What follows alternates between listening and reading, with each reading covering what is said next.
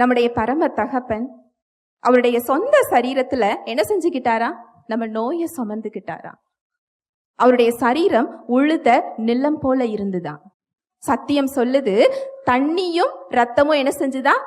வந்துதான். ஒரு சரீரத்துல தண்ணீர் எப்ப வரும் தெரியுமா?